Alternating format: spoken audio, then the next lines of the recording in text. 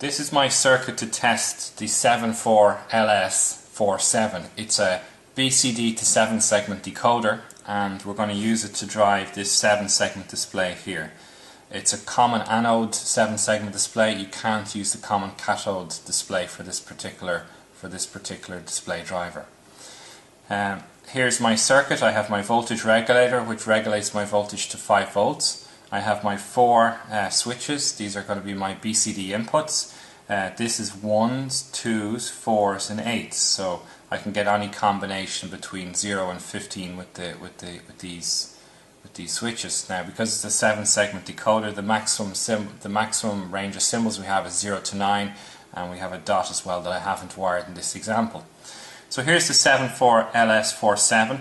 Just take care in the data sheet. You can see that for my particular configuration I had to wire pins 3, 4 and 5 had to be connected all together and all connected to the plus VCC. This pin is connected to VCC, the last pin, and pin 8 is connected to ground. The remainder of the pins are the input pins from the switches, which are in pull down configuration, and also then I have these colourful wires here, which are the wires that run to the 7 segment display. With the 7 segment display, just be careful. You have to have the middle pin on both sides. There's 5 pins on both sides. The middle pin on both sides, because it's common anode, all of the anodes of these LEDs are connected together, and these then have to be connected directly to VCC. So in this case, it just so happens if I look at the diagram of this particular 7 segment display, this pin, the middle pin on this side and the middle pin on this side are tied together. Okay. The remainder of the pins then, each then are connected to one of the individual segments on the display. In this particular case, this pin here is connected to this segment, this one is connected to this segment, this one is connected to this segment, and this one here is connected to the middle segment. Similarly on this side, we have the first pin is connected to this segment, second pin to this segment, the next pin is connected to this segment, and the last pin is connected to the dot, with the exception of the 2 middle pins as previously stated. So that's the wiring of the 7 segment display. You can see that in the diagram. Just to show you now that this operates as we would expect. Okay, so here's my circuit. I'm just about to power it. Just one other thing just to mention before I go on is make sure that you have a resistor, an appropriate resistor value connected to each of the pins that you want to drive. If we just use a single pin, single resistor, we saw this before, if we use a single resistor to drive and connected that to high for the common anode, well, you would see that depending on the number of segments that are lit on the display intensity would fluctuate. So for example, if you were to light 1, it would only use 2 of the segments, it would be very bright, but if you use all 8 segments, then it would be significantly dimmer. This configuration means that no matter how many segments are lit, they'll all have approximately the same brightness, and we'll see that in operation in a second. That's it. So I'll just power it in.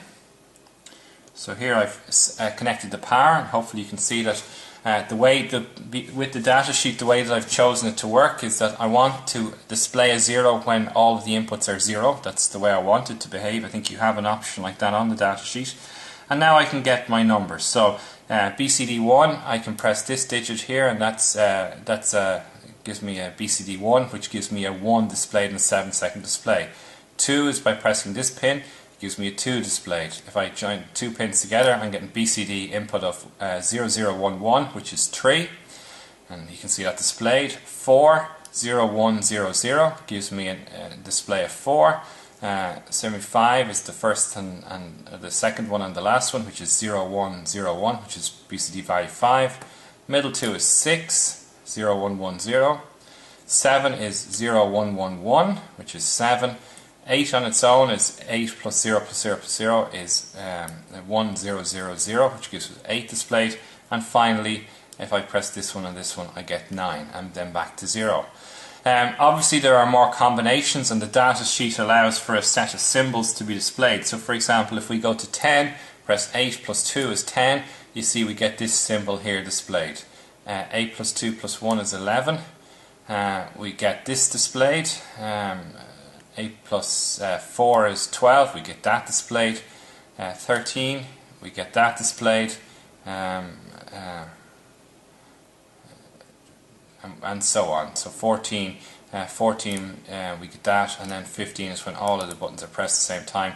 We get complete blank, and that's what's designed in the data sheet, and that's what's designed to appear. So that's the use of the BCD inputs, and you can see that it drives this 7-segment display very well, and it's a very useful circuit for a very useful IC rather for driving such a display. Again, remember I said this is a common anode 7-segment display. If you want to drive a common cathode 7-segment display, well then you need to use a 74LS48, and that drives a common cathode display.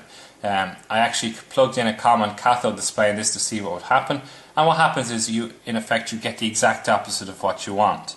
The segments, if you were to use a common cathode display with a 7447, you would get the segments, and it would be stuck with this wiring. I don't think there's any solution to it. The segments that you want to light are off. So in the case of 0, the middle section will be lit. If I wanted 1, everything except for the segments that are lit there will be lit, and so on.